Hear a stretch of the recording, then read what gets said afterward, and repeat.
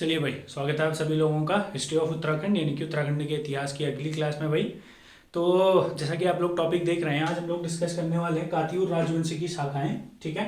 तो last lecture में हम लोगों ने डिस्कस किया था कातियूर राजवंश में हुए दो बाह्य आक्रमण, अशोक चल्लदेव और क्राचल्लदेव के आक्रमण। तो आज हम लोग वहीं से आगे को बढ़ेंगे। और देखिए भाई, मैंने आप लोगों को पहले भी बताया हुआ है। देखिए, मैं यहीं से स्टार्ट करता हूँ, मैं इसी को पकड़ के चल रहा हूँ। देखो, अगर मैं इसको ले लूँ, ये कातियूर राजवंश को लूँ, तो आपको एक बात पता है। देखो, इस यहां पर से ले लेते हैं। देखो, सबसे पहले हमने एक राजवंश पढ़ा था, कार्तिकेयपुर राजवंश। पढ़ा था नहीं पढ़ा था? सबसे पहले हम लोगों ने एक राजवंश पढ़ा हुआ था, कार्तिकेयपुर राजवंश। अच्छा, फिर हमने क्या बात करी थी? जो कार्तिकेयपुर राजवंश हुआ करता था, कार्तिकेयपुर राजवंश के बाद इन्हीं का एक अग्रणी राजवंश हुआ, जिसे हम लोगों ने क्या नाम दिया? कातियूर राजवंश। दिया था नहीं दिया हुआ था? एक राजवंश हमने पढ़ा, उसके बाद हमने बोला कि एक राजवंश हुआ करता था कातियूर राजवंश। अच्छा, उसके बाद अब क्या हुआ? कातियूर राजवंश फिर क्या हो गया भाई? अलग अलग शाखाओं में टूट गया। अलग अलग किसमें टूट गया? शाखाओं में टूट गया, अलग अलग ब्रांचेज में टूट गया। अब आज हम उसी शाखाओं के बारे में बात करने वाले हैं। तो आपको एक बात तो पता है ना, ये जो कातियूर राजवंश था, अगर हम कातियूर राजवंश के बारे में बात करेंगे तो कातियूर राजवंश 1050 से लेकर 1279 तक था। समझ पा रहे हैं मैं क्या कह रहा हूं? कातियूर राजवंश कब से कब तक था? 150 से लेकर 1279। ठीक है भाई, देखिएगा, कातियूर राजवंशी की अगर हम बात करेंगे, खाली ये जितने में मैंने एरो लगाया हुआ, अगर मैं खाली कातियूर राजवंश के बारे में बात करूंगा तो इस राजवंश ने उत्तराखंड के संपूर्ण क्षेत्र में, या उत्तराखंड के लगभग क्षेत्र में 1050 से लेकर 1279 तक शासन किया। उसके बाद ये बहुत सारी शाखाओं में टूट गया, और आज हम उन्हीं शाखाओं के बारे में बात करने वाले हैं, जो कि इंपॉर्टेंट है भाई। ठीक हो गया? ये क्वेश्चन यहाँ पर से क्वेश्चन बनते हैं। ठीक है, अच्छा एक मिनट, देखिए यहाँ से क्वेश्चन बढ़िया बनते हैं, इसीलिए आप लोगों को पूरा का पूरा बताएंगे। और थोड़ा सा ये अटपटा टॉपिक है, बट ये जितना भी मैंने आप लोगों को स्टार्टिंग से पढ़ाया था, ये जब से हमने कत्यूरी पढ़ा, थोड़ा सा कंफ्यूजिंग रहता है ये, बट मैंने आप लोगों के लिए कंफ्यूजिंग नहीं होने दिया, मैंने आप लोगों के लिए थोड़ा सा इजी कर दिया। आप देखो, अगर अब हम इन शाखाओं के बारे में बात करेंगे, अब हम इसकी ब्रांचेस के बारे में बात करते हैं। देखना, अच्छा एक बार बताओ फिर, इसका मतलब देखो, मैंने आप लोगों को ये लास्ट क्लास लेक्चर में शायद बताया था, हमने कातियूर राजवंश 1050 में स्टार्ट क्यों किया? क्योंकि इस समय में कार्तिकेयपुर राजवंश खत्म हुआ। कार्तिकेयपुर राजवंश के बाद ये आया, तो 1050 से स्टार्ट। 1279 में क्यों हुआ? क्योंकि ऐसा माना जाता है 1279 में इसी से अस्कोट शाखा बनी थी। इसी से कौन सी शाखा बनी थी? अस्कोट शाखा। ठीक हो गया, मगर ये तो एक ही शाखा है। हमने अस्कोट शाखा, हमने जब अस्कोट शाखा बनी तभी इसका एंडिंग ईयर क्यों माना फिर कातियूर राजवंश का? क्योंकि भाई एक ही ईयर यही सर्टिफाइड है कि 1279 में अस्कोट शाखा अलग हुई थी। अन्य शाखाएं भी अलग हुई, मगर उनका वर्ष सर्टिफाइड, या मैं ऐसा कहूंगा कि सिद्ध नहीं है कि किस वर्ष में यह शाखाएं अलग हुई थी। अगर तथ्यों की माने तो अस्कोट शाखा 1279 ज्यादातर केसेस में मानी जाती है, मगर कुछ इतिहासकार ऐसा कहते हैं कि 1238 में, 1238 में ही अस्कोट शाखा अलग हो गई थी। समझ आया ना? थोड़ा सा कंफ्यूजिंग होता है, बट आप लोग ज्यादा कंसीडर नहीं करेंगे, आप लोग ज्यादा सोच विचार नहीं करेंगे। जो मैं आप लोगों को बता रहा हूं उस चीज पर आप लोग मानेंगे, उस चीज को मानेंगे। ठीक है भाई, देखिएगा। तो अब ये समझ में आ गया 1050 से 1279, हम पहले भी डिस्कस कर चुके हैं। अब देखो, ये तो वैसे भी आज का टॉपिक नहीं है, ये वाले ड्यूरेशन में तो हम पूरा पूरा पढ़ चुके हैं, ये हम पढ़ चुके हैं। आज हम पढ़ने वाले हैं इसकी शाखाओं के बारे में, इसकी ब्रांचेस के बारे में। अच्छा, आप लोगों को एक बात पता है, जो इसकी शाखाएं थी मुख्य रूप से, जो इसकी शाखाएं थी मुख्य रूप से 4 शाखाएं थी मुख्य रूप से भाई हैं। मुख्य रूप से अगर हम इसकी शाखाओं के बारे में बात करेंगे, मुख्य रूप से इसकी 4 शाखाएं हुआ करती थी। और आपको यह जानकर हैरानी होगी कि ये मुख्य रूप से चार की जो 4 शाखाएं थी, ये भी उत्तराखंड के पिथौरागढ़ वाले क्षेत्र में ही हुआ करती थी। समझ पा रहे हैं ना? क्योंकि एक बात बताइए, जब चलो एक बात खुद सोचो आप लोग, थोड़ा सा अगर मैं थोड़ा सा डिटेल में खींचूंगा इस चीज को। अच्छा, एक बात बताइए मुझे आप लोग, ये है, हमने क्या बात करी थी? संपूर्ण भाग पर कौन हुआ करते थे उस समय में? कत्यूरी हुआ करते थे। कत्यूरियों के बाद कातीपुर राजवंश आया। ये कहां था? मेनली इस वाले क्षेत्र में, बैजनाथ वाले क्षेत्र में कातीपुर राजवंश था। इस वाले क्षेत्र में, बैजनाथ आप लोगों का आज का बागेश्वर। अगर हम बात करेंगे इस वाले क्षेत्र में, क्या लगता है उस समय में ये क्षेत्र खाली होता होगा? नहीं भाई, यहाँ पर को अन्य राज्य हुआ करते थे छोटे छोटे, जैसे मैंने आपको बताया था कंडारगढ़ का दुमक राजवंश। ऐसे अगर हम बात करेंगे चांदपुरगढ़ का पवार राजवंश। समझ पा रहे हैं मैं क्या कह रहा हूँ? अन्य राज्य हुआ करते थे। बचा कौन सा वाला क्षेत्र? ये वाला क्षेत्र, समझ आया? तो इसी वाले क्षेत्र में ये तो है अपना पिथौरागढ़ वाला क्षेत्र। ये नीचे काली कुमाऊं, आपको पता है काली कुमाऊं में कौन हुआ करते थे? चंपावत वाले क्षेत्र में खस राजा हुआ करते थे। समझ पा रहे ना? यहाँ चंपावत वाला क्षेत्र, ये काली कुमाऊं चंपावत वाला क्षेत्र, चंपावत में चंद राजा हुआ करते थे। बचा कौन सा वाला क्षेत्र? शाखाएं बनने के लिए बचा कौन सा वाला क्षेत्र? केवल और केवल पिथौरागढ़ वाला क्षेत्र। इसीलिए यहाँ पर को शाखाओं ने क्या लिया? जन्म लिया। अब इन्हीं शाखाओं के बारे में हम डिस्कस करने वाले हैं, देखिएगा ध्यान से।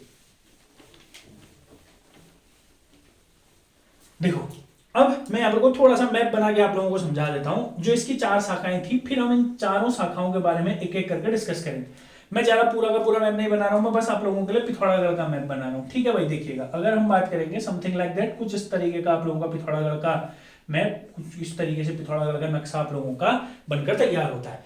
अच्छा अब ध्यान से सुनना, मैंने आप लोगों को 4 शाखाएं बताई। आपको बगल में पता है नेपाल है यहाँ पर को, और नेपाल में राज्य आप लोगों को बताया यहाँ पर को कौन सा राज्य हुआ करता है? डोटी राज्य।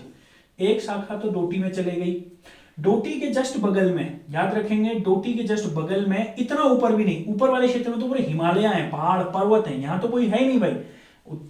जो हमारा पिथौरागढ़ का ऊपरी क्षेत्र, पिथौरागढ़ का ऊपरी क्षेत्र क्या? संपूर्ण उत्तराखंड का, ये संपूर्ण ये उत्तराखंड का जो ऊपरी वाला क्षेत्र है, तो हिमालय की बेल्ट है ना। लास्ट लेक्चर में भी आप लोगों को बताए थे हिमालय की बेल्ट है। इतना ऊपर नहीं, उससे थोड़ा सा नीचे को कौन सा वाला क्षेत्र हुआ करता था? सीरा। कौन सा वाला हुआ करता था? सीरा। ठीक है, उसके थोड़ा सा नीचे आएंगे यहाँ पर को, जहां पर को थोड़ा सा अंदर को क्या हुआ है आप लोगों के पास अगर मैप है, यहाँ पर को हुआ है अभी भी यहाँ पर को अस्कोट। और अगर हम इससे थोड़ा सा नीचे आएंगे, जो पिथौरागढ़ का मुख्यालय है, यानी कि जहां हम लोग रहते हैं, ठीक है, अगर आप लोग कोई हमसे हमारे आसपास रहते हैं, ठीक है, तो यहाँ पर कोई हम मुख्यालय वाले क्षेत्र में हम, ठीक है, थोड़ा ऊपर को बना देते हैं, यह है पिथौरागढ़ का मुख्यालय। और यहाँ पर वाला क्षेत्र कहलाता था सोर। समझ है ना? अब देखना, ध्यान से सुनना, अगर हम अस्कोट के बारे में बात करेंगे तो अस्कोट में कौन सा वंश हुआ भाई? पाल वंश। अस्कोट में कौन सा वंश हुआ? पाल वंश। ऐसे ही अगर हम बात करेंगे किसकी? सोर की बात करेंगे तो यहां पर को कौन से राजा हुए? बम राजा हुए। यहां पर वाले क्षेत्र में कौन हुए? बम राजा हुए। अगर हम बात करेंगे सीरा की तो याद रखेंगे यहां पर को कौन से राजा हुए? मल्ल राजा हुए। समझे ना? और यहां पर को भी डोटी में भी कौन से राजा हुए भाई? मल्ल राजा हुए। कौन से राजा हुए? मल्ल राजा हुए। समझ में आ रहा है मैं क्या कह रहा हूं आप लोगों को? अब ध्यान से सुनिएगा, ध्यान से, ठीक है। देखना इंपॉर्टेंट चीज बात क्या है, देखो ध्यान से समझना। मल्ल कहां हुए भाई? मल्ल 2 जगह हैं अपने, ठीक है, डोटी और सीरा, और ये दोनों एक ही है लगभग लगभग। पाल वंश कहां वाले क्षेत्र में था? अस्कोट। बम राजा कहां थे आप लोगों के? सोर वाले क्षेत्र में। और याद रखेंगे संपूर्ण रूप से सबकी सब किसकी शाखाएं हुआ करती थी? कातियूर राजवंशी की। समझ पा रहे हैं? और कातियूर राजवंशी की शाखाएं हुआ करती थी। अब हम एक एक करके इनके बारे में पढ़ेंगे। अच्छा एक बात उससे पहले मैं आप लोगों को बता दूं, मैंने ये क्यों लिखा हुआ। देखो मैंने आप लोगों को लास्ट लेक्चर में ही, जब मैं आप लोगों को कातियूर राजवंश पढ़ा रहा था, मैंने आपको क्या बताया था कि जो कातियूर राजवंश है, मैंने क्या बोला था? जो कातियूर राजवंश है, इस कातियूर राजवंश को हम कहां पढ़ते हैं, या इस वाले भाग को हम कहां पढ़ते हैं? मध्यकालीन इतिहास में। इसको हम कहां पढ़ते हैं? वैसे मतलब हम तो पढ़ते हैं पूरा प्राचीन इतिहास में, मगर इतिहासकार इसको कहां रखते हैं? मध्यकालीन में रखते हैं। इसको कहां रखते हैं? मेडिवल में रखते हैं, मध्यकालीन इतिहास में रखते हैं। मगर मैं कहां पढ़ा रहा हूं आप लोगों को? इसको कातियूर राजवंश को मैं कहां पढ़ा रहा हूं आप लोगों को? एंशिएंट में, क्योंकि कनेक्टेड है भाई। मैं इसको प्राचीन में इसलिए पढ़ाता हूं क्योंकि पूरा का पूरा कनेक्टेड है। अब इधर सुनना ध्यान से, ये जितने भी राजवंश है ना, मेरी बात को बहुत ध्यान से सुनना, मैं आप लोगों को जो बता रहा हूं, ठीक है, थोड़ा सा ध्यान से सुनना। इसको हम मध्यकालीन में पढ़ते हैं, पढ़ सकते भी हैं, समझ में आ रहा है ना, मगर हमने कहां पढ़ दिया इसको? प्राचीन में पढ़ दिया, कोई दिक्कत नहीं है। अब मैं भी आप लोगों को कौन कौन सा पढ़ाने वाला हूं। सबसे पहले हम सोर पढ़ेंगे, ठीक हो गया, सोर के बम राजा हम लोग पढ़ेंगे, अस्कोट का पाल वंश हम पढ़ेंगे, डोटी का मल्ल वंश हम पढ़ेंगे। जो ये सीरा है ना भाई, जो ये सीरा का मल्ल वंश है, इसको मैं पढ़ाऊंगा आपको मेडिवल में। सीरा के राजवंश को मैं मध्यकालीन में क्यों पढ़ाऊंगा? क्योंकि जो देखो ध्यान से सुनना, ये जो 4 शाखाएं हैं ना, इन शाखाओं में से जो सबसे ज्यादा साक्ष्य मिले हैं, जो सबसे ज्यादा साक्ष्य मिले हैं वो किसके मिले हैं? सीरा के मिले हैं। समझ में आ रहा है ना? और सीरा के जो साक्ष्य मिले हुए हैं कौन से वाले क्षेत्र में है? सीरा कुमाऊं वाले क्षेत्र में है। और आपको पता है मध्यकालीन इतिहास में कुमाऊं में कौन सा वाला राजवंश हुआ करता था? चंदवंश हुआ करता था।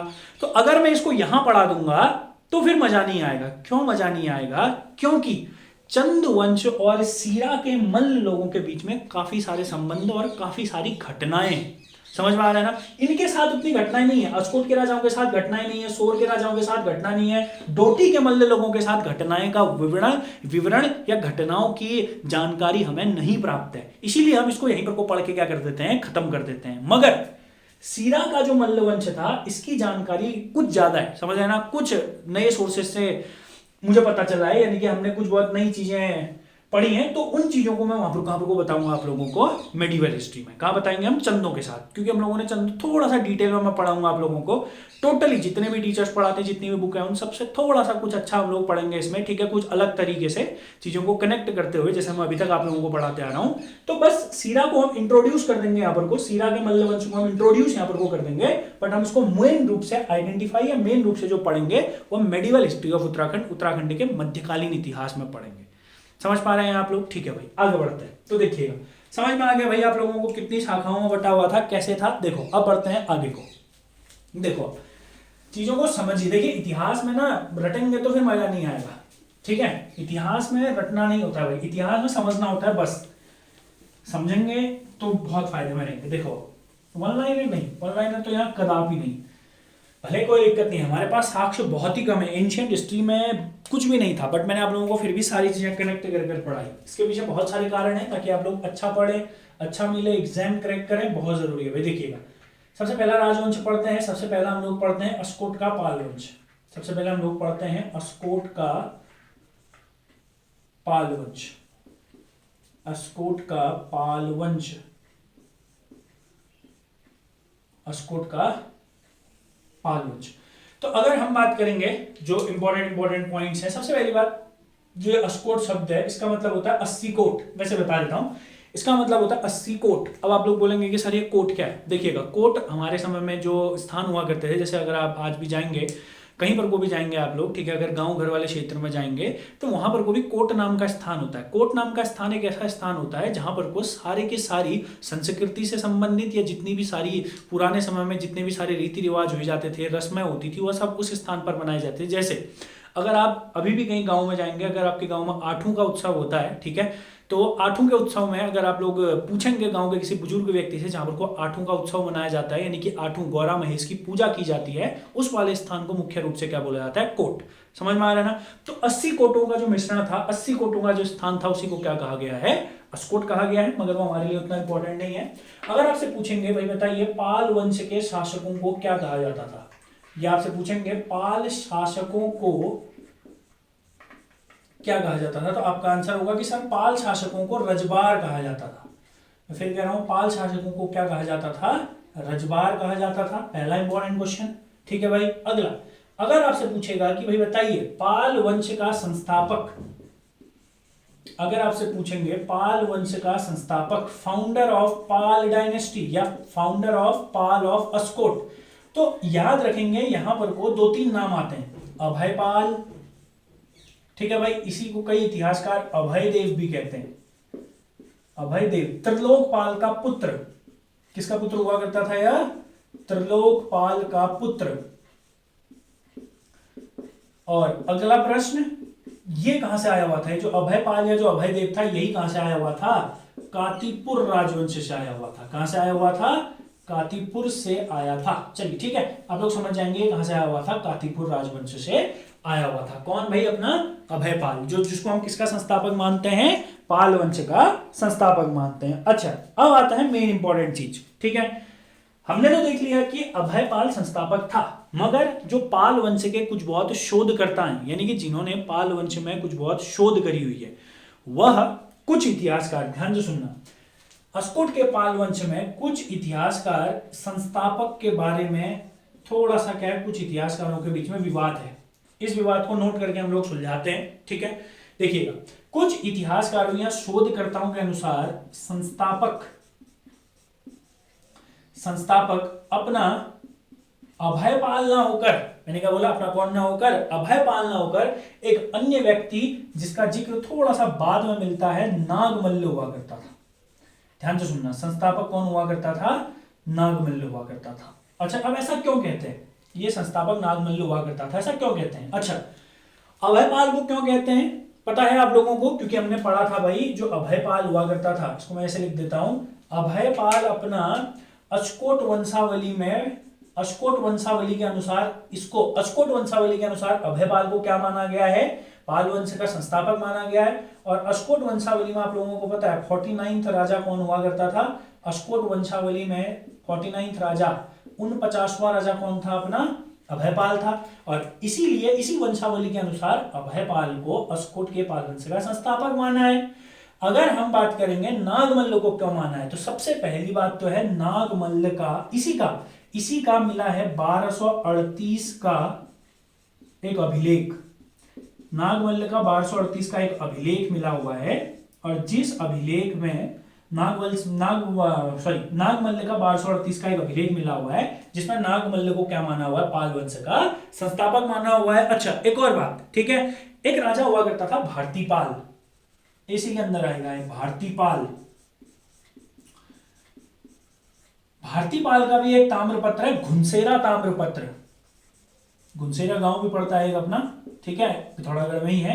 भारतीपाल का एक घुनसेरा ताम्रपत्र है। और आपको ताम्रपत्र, और आपको यह पता होना चाहिए भाई, भारतीपाल के, चलो मैं भारतीपाल के, एक मिनट, भारतीपाल के जो घुनसेरा पत्र है, इसके अनुसार, आई रिपीट, इसके अनुसार, घुनसेरा ताम्रपत्र के अनुसार इस व्यक्ति ने, भारतीपाल ने नागमल्ल को अपना क्या माना है, पूर्वज माना हुआ है। बोलो क्या माना हुआ है, नागमल्ल को अपना पूर्वज माना हुआ है। क्लियर हो गया।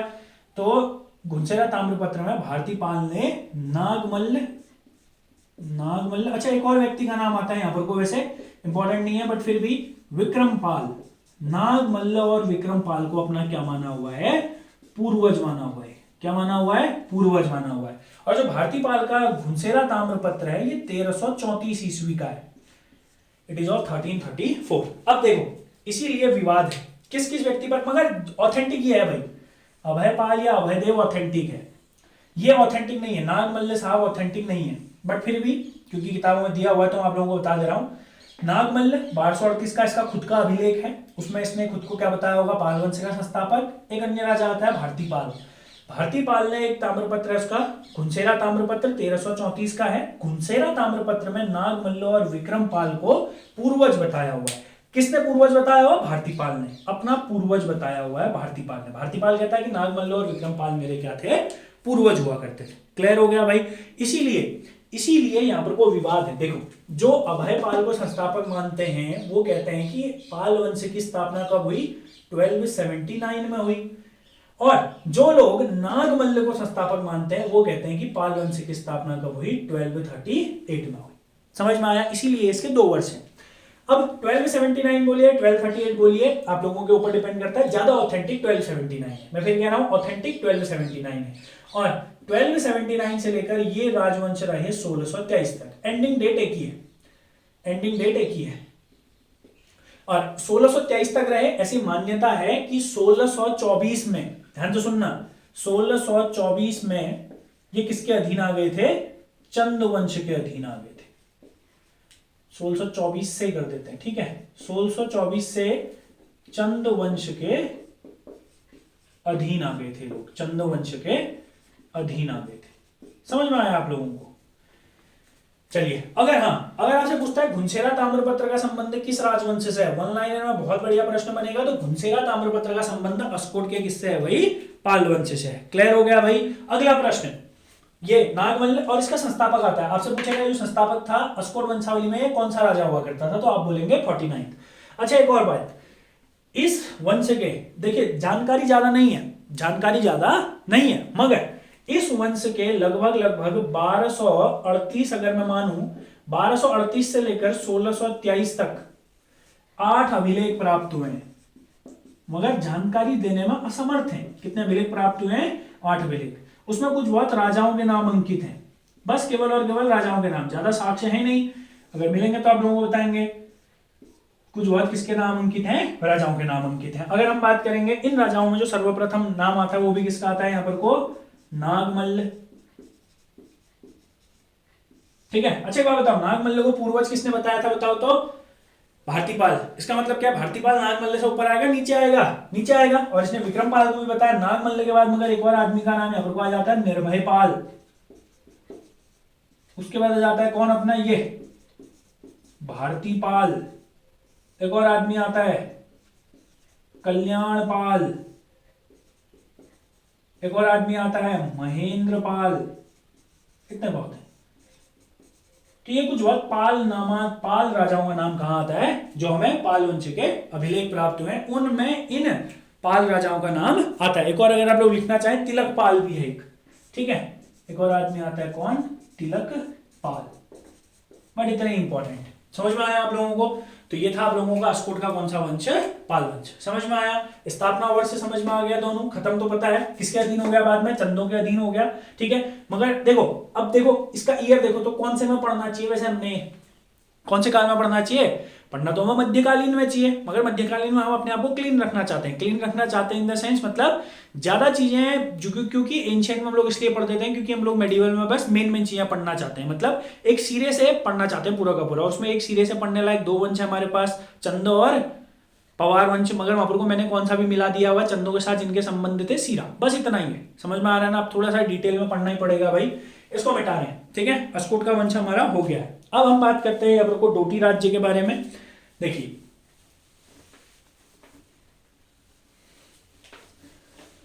डोटियों का संस्थापक कौन हुआ करता था बताओ तो। ये तो नागमल्ल था, देखो कंफ्यूज नहीं होना है, यहां नागमल्ल था वो निरंजन मल्ल है, ठीक है, दो अलग अलग व्यक्ति। अब हम बात करेंगे यहां पर को कौन से राजवंश की, देखो अब हम बात करते हैं डोटी राज्य, ठीक है। डोटी राज्य ज्यादा कुछ खास नहीं है डोटी राज्य में, बट फिर भी देखना अगर हम बात करेंगे डोटी राज्य की, डोटी राज्य में सबसे पहले आपसे एक दो क्वेश्चन इंपॉर्टेंट संस्थापक, सबसे पहला इंपॉर्टेंट क्वेश्चन संस्थापक फाउंडर। यहां नागमल्ल था, यहां निरंजन मल्ल है, कंफ्यूज नहीं होना है। अस्कोट में पाल वंश में नागमल्ल था, यहां निरंजन मल्ल है। तो यहां अगर हम संस्थापक के बारे में बात करेंगे, डोटी राज्य, डोटी मतलब डोटी राज्य कहां कौन लोग गुजर करते हैं, यहाँ मल्ल, मल्ल का डोटी राज्य भी आप लोग कह सकते हैं। मल्ल के डोटी राज्य का संस्थापक अगर पूछेगा तो कौन हुआ करता था, निरंजन मल्ल। अगला प्रश्न इससे ज्यादा कोई खास नहीं बनेगा। हाँ अगर आपसे पूछा जाएगा कि भाई बताइए, आई रिपीट, अगर आपसे पूछा जाएगा भाई बताइए निरंजन मल्ल डोटी वंशावली में कौन सा राजा हुआ करता था, तो आप सभी लोगों को पता है डोटी वंशावली में 37वां राजा कौन हुआ करता था, निरंजन मल्ल। डोटी राज्य से ज्यादा प्रश्न नहीं बनेंगे, इसको यहीं पर को खत्म कर रहे हैं, ठीक है, क्योंकि ज्यादा साक्ष्य नहीं है। अगला सीरा का मल्ल वंश,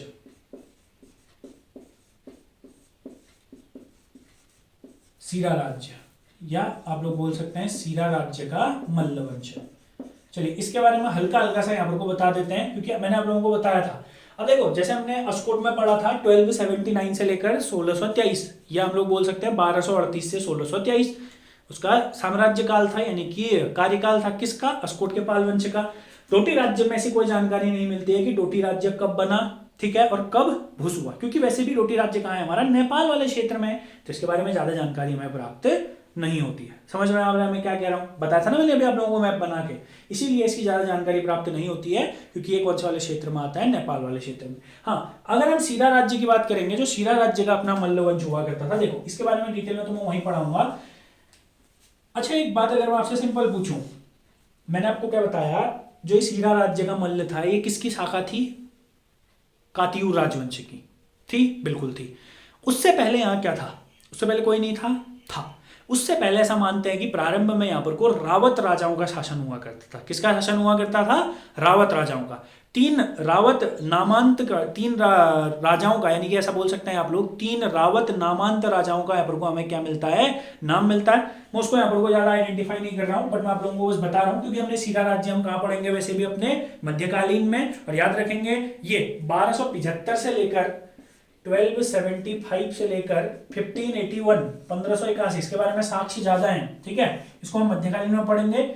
ये इस वंश का कार्यकाल था, और याद रखेंगे 1581 में भी एक इसके अधीन हो गया था, चंदों के अधीन हो गया था, चंद के अधीन हो गया था ये राज्य भी, चंद के अधीन। रुद्रचंद एक चंद शासक हुआ करता था, उसने जीता था डोटी राज्य को, पढ़ेंगे अभी हम लोग, ठीक है। रुद्र रुद्रचंद। रुद्रचंद ने किसको जीता था? डोटी, यानी कि डोटी को जीत के अपने साम्राज्य में मिला दिया था। डोटी से एक और क्वेश्चन बनता है, ठीक है ना, 2 क्वेश्चन और यहीं पे वो लिख लेंगे आप लोग। अगर आपसे पूछेगा संस्थापक, अगर आपसे पूछेगा संस्थापक तो आप बोलेंगे जगतमल्ल, है ना, दोनों मल्ल, संस्थापक जगतमल्ल, यहां कौन था? निरंजन मल्ल। अच्छा, अगर आपसे पूछेगा स्रोत, एक इंपॉर्टेंट स्रोत है जो पेपरों में बहुत ज्यादा आता है, एक इंपॉर्टेंट स्रोत है मुआनी, थलमुआनी सुना है ना, वहां का बत्यूली ताम्रपत्र।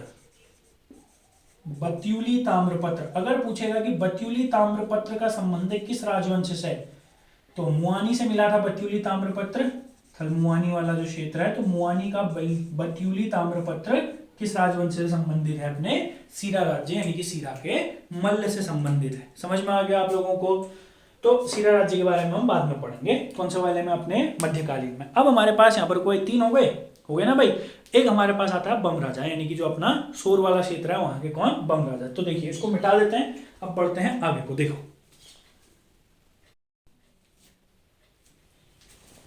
देखो फिर सोर का बम वंश,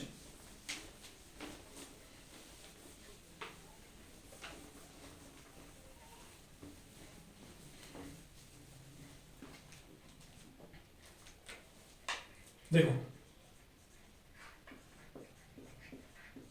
सोर के बम राजा। देखो भाई, अगर हम सोर के बम राजाओं के बारे में बात करेंगे, सबसे पहला पॉइंट, अगर आपसे पूछेगा कि सोर के बम राजाओं के बारे में जानकारी कहां से प्राप्त होती है, तो याद रखेंगे विजय बम नाम का एक राजा हुआ करता था। विजय बम नाम का एक राजा हुआ करता था, इसका एक ताम्रपत्र मिला, मझेड़ा ताम्रपत्र।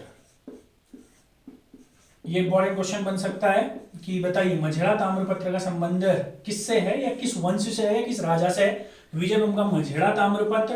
अच्छा, अगर आपसे पूछेगा कि भैया जानकारी के अनुसार प्रथम बम राजा या प्रथम बम शासक कौन हुआ करता था, अगर आपसे पूछेगा प्रथम बम शासक, तो आप बोलेंगे कराकिल बम। कराकिल बम। ये 2 इंपॉर्टेंट क्वेश्चन मैंने आप लोगों को पहले करा दिए, ठीक है। या आप लोग बोल सकते हैं संस्थापक। अब देखो ये जो बम राजा थे ये आए कहां से? देखना, मैंने आप लोगों को क्या बताया, हम क्या पढ़ रहे हैं अभी? कातियूर राजवंश की शाखाएं पढ़ रहे हैं। तो देखो अब मैं यहाँ पर कोई एक पॉइंट लिख रहा हूं, उसको समझने की कोशिश करना। जो सोर के बम राजा थे, ये मतलब सोर के बम राजा, ये कातियूर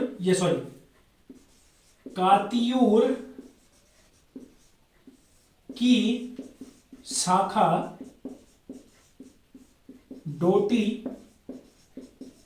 की एक शाखा थी। देखिए डोटी की एक शाखा थी। थोड़ा सा डिटेल्ड क्वेश्चन बना नहीं बना?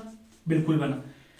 हमने क्या लिखा है यहां पर को, हमने पढ़ा था कातियूर की एक शाखा हुआ करती थी, डोटी शाखा पढ़ाया था अभी इससे पहले। और इतिहासकार, कुछ इतिहासकारों का ऐसा मानना, देखो कुछ इतिहासकार तो डायरेक्ट लिख देते हैं कि जो सोर के बम थे ये कातियूर की एक शाखा हुआ करती थी, मगर कुछ इतिहासकार जो थोड़ा सा डिटेल में चीजों को बताते हैं वो ये कहते हैं कातियूर की जो एक शाखा थी डोटी शाखा, डोटी की ही एक शाखा थी कौन? बम शासक।